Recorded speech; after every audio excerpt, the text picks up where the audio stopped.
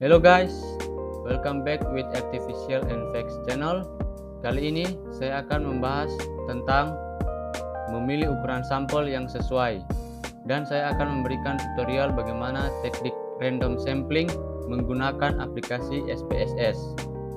Langsung saja kita masuk ke dalam pembahasannya. Nah, karena untuk menentukan ukuran sampel, jadi kita harus tahu dulu populasinya. Nah, yang dimaksud dari populasi adalah wilayah generalisasi yang terdiri atas objek atau subjek yang mempunyai kualitas dan karakteristik tertentu yang ditetapkan oleh peneliti untuk dipelajari kemudian ditarik kesimpulannya.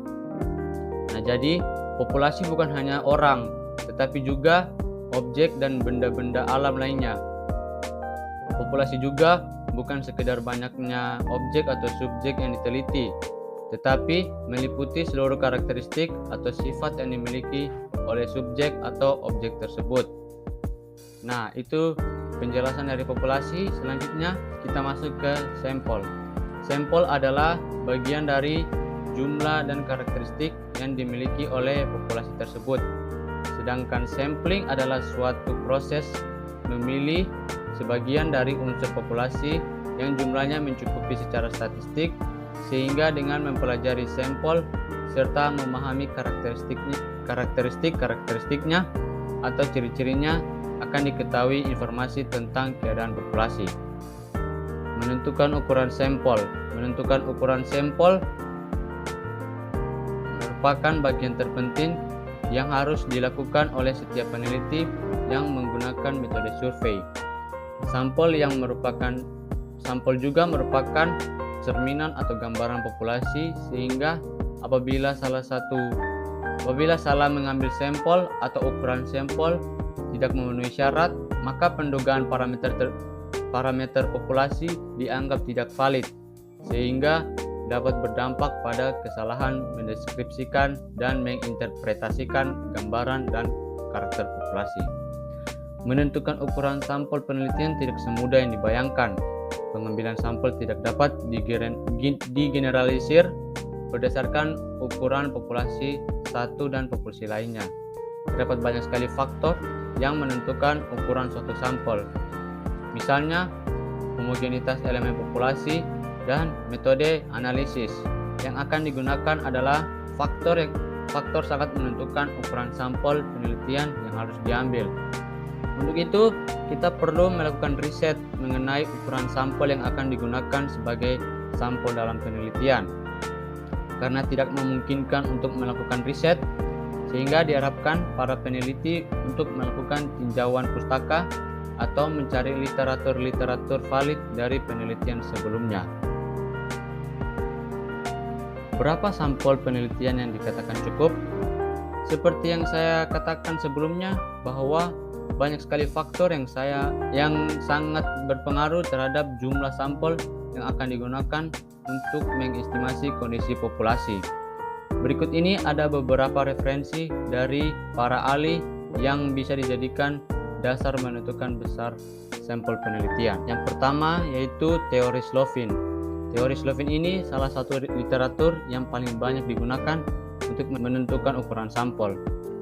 Nah, rumus dari Slovin ini yaitu N kecil sama dengan N besar dibagi 1 ditambah N besar dikali E pangkat 2. Keterangannya yaitu di sini N kecil sama dengan jumlah sampel, N besar sama dengan jumlah populasi, E sama dengan batas toleransi kesalahan atau error tolerance. Umumnya dalam penelitian tingkat signifikansi ditentukan sebesar 95%. Jadi errornya 5% atau E-nya sama dengan 0,05. Contoh penentuan ukuran sampel dengan rumus Slovin sebagai berikut. Misalkan satu populasi berukuran 1000 anggota. Akan dilakukan survei dengan mengambil beberapa sampel menggunakan rumus Slovin. Maka perhitungan sederhana dalam menemukan jumlah sampel adalah sebagai berikut. Diketahui N sama dengan 1000, E sama dengan 0,05. Langsung saja kita masukkan dalam rumusnya. maka N kecil sama dengan 1000 dibagi 1 ditambah 1000 dikali 0,05 pangkat 2. N sama dengan 1000 dibagi 1 tambah 1000 dikali 0,0025. N sama dengan 1000 dibagi 3,5 sama dengan 285,714. Nah, karena ini terkait dengan orang, jadi angkanya kita bulatkan jadi 286. Jadi hasilnya 286 orang. Jadi ketika suatu populasi berukuran 1000 anggota, maka sampel yang diambil menurut teori Slovin ini yaitu 286 orang. Kemudian yang kedua dari Isaac and Michael. Rumusnya agak rumit ya, tapi kita tidak perlu khawatir karena dari rumus Isaac and Michael ini sudah ada tabelnya. Jadi kita hanya melihat tabelnya aja. Kemudian yang ketiga Craigie and Morgan. Nah, di sini juga sudah ada tabelnya. Jadi kita hanya perlu melihat tabelnya aja di sini. Sebagai keterangannya di sini N sama dengan jumlah populasi, E sama dengan jumlah sampel.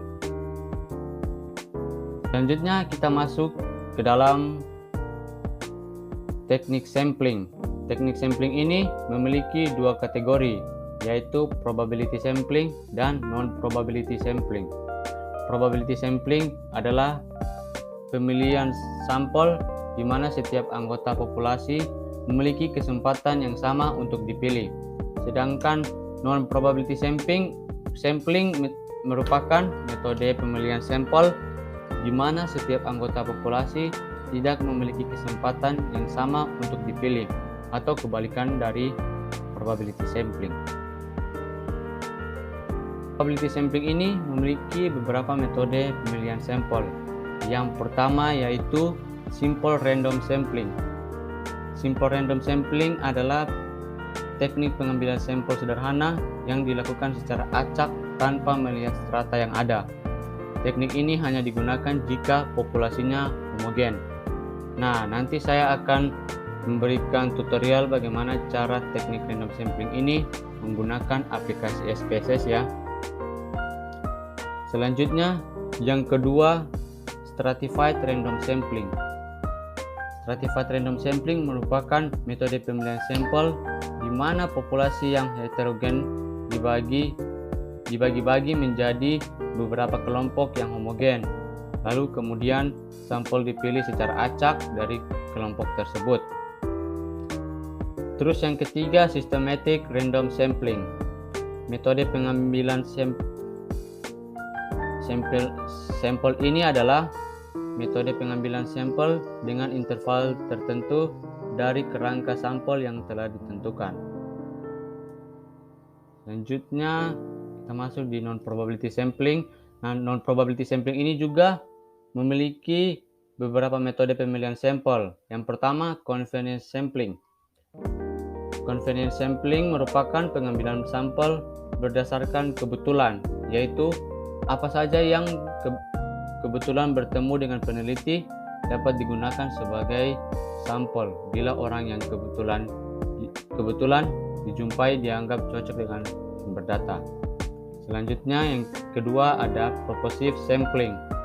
Purposive sampling ini merupakan penentuan sampel berdasarkan pertimbangan tertentu. Nah, contohnya misalnya saya ingin mewawancarai 10 orang yang memiliki kriterianya yang sudah menikah, minimal 1 anak, dan sudah mempunyai pekerjaan. Nah, itulah disebut purposive sampling. Terus yang ketiga, snowball sampling. Penentuan sampel yang mula-mula jumlahnya kecil, kemudian sampel itu disuruh memilih teman-temannya untuk dijadikan sampel, demikian seterusnya sehingga jumlah sampel semakin banyak ibarat bola salju. Oke guys, kali ini saya akan memberikan tutorial bagaimana cara teknik random sampling menggunakan aplikasi SPSS. Sebelum kita membuka aplikasinya, terlebih dahulu kita harus mempunyai datanya. Nah, di sini saya sudah mempunyai data. Data dari sini saya ambil dari Badan Pusat Statistik ya, atau BPS. Nah, data berikut ini berisi anggota-anggota nama-nama anggota DPRD Kabupaten Muaro Jambi. Nah, nama-nama di sini sudah tertulis di sini berjumlah 35 anggota. Jadi jumlah populasinya 35. Nah, di sini saya akan menggunakan teori dari Isaac and Morgan, di mana di dalam tabelnya yaitu jika populasi 35 maka jumlah sampel yang diambil yaitu 32. Nah, langsung saja kita masuk ke dalam SPSS-nya. Nah, di SPSS ini jika kalian masuk ke dalam aplikasinya ada dua tampilan. Yang pertama yaitu ada outputnya dan datasetnya. Nah, kita masuk ke dalam datasetnya. Setelah itu kita masuk ke variable view. Nah, di sini kita langsung saja tulis di sini nomor. Terus type-nya numerik, oke, width-nya terserah. Nah, di sini saya kasih 10 aja. Nah, karena angkanya bukan desimal jadi kita kasih 0. Terus labelnya tulis nomor. Terus align-nya sini saya kasih center aja biar lebih rapi. Measure-nya skip. Terus selanjutnya nama. Type-nya karena nama ini kita pakai huruf jadi kita ganti dengan string.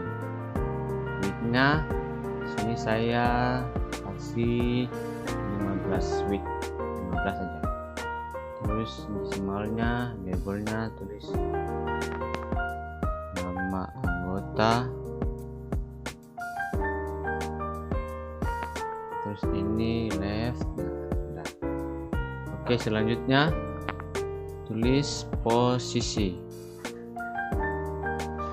Type-nya string karena huruf, jadi kita tulis string. Width-nya kita sesuaikan aja di atas 15. Sini tulis saya posisi lagi. Terus yang lainnya kita center biar lebih rapi. Terus yang selanjutnya fraksi. Type-nya kita kasih string. Width-nya 15. Ini fraksi. Oke, nah lainnya kita kasih center juga. Nah, setelah itu kita ke data view-nya. Nah, sudah muncul di sini ya guys. Sudah nomor, nama, posisi dan fraksi. Agak lebar sedikit biar lebih rapi. Oke, selanjutnya kita akan mengisi kolom-kolomnya ini. Nah, langsung saja kita copy datanya tadi. Kita blok semua 35, terus kita copy ke SPSS. Nah, sudah di sini. Selanjutnya kita setting terlebih dahulu SPSS-nya. Itu ke transform, terus random number generators. Terus kita centang dua-dua ini. Nah, di sini ada dua pilihan. Di sini saya pilih yang di atas saja. Sini saya pilih di atas. Setelah itu tekan OK. Nah, setelah di sini kita ke data, terus kita select cases. Setelah itu sini kita centang random sample of cases. Terus kita klik yang nama sampel ini. Nah, di sini ada dua pilihan, yaitu approximately sama exactly.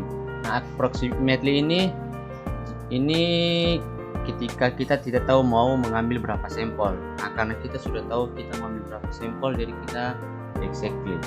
Nah, sampel yang kita ambil yaitu 32 dari 35 sampel. Terus continue, terus tekan OK. Nah, setelah muncul kayak begini kita abaikan saja. Terus kita ke sini. Nah, sini sudah terpilih ya, yang nama-nama yang terpilih dan nama-nama yang tidak terpilih. Nah, di sini nama-nama yang tidak terpilih yaitu ada Junaidi, Budiman Bushro, sama Ahmad Haikal. Nah, karena untuk lebih gampang, jadi kita mengurutkan saja dia punya filternya ini supaya lebih mudah. Jadi yaitu kita ke data, terus ke sort cases, terus yang ini kita pindahkan ke sebelah, terus descending, terus tekan OK. Kembali lagi, ini sudah berurut ya guys ya, nama yang terpilih. Nah, ini adalah teknik random sampling menggunakan aplikasi SPSS. Oke guys, jika kalian ingin bertanya, tulis pertanyaan kalian atau pendapat kalian di bawah kolom komentar ya. Oke guys, jangan lupa like and subscribe channel ini ya guys. Thank you.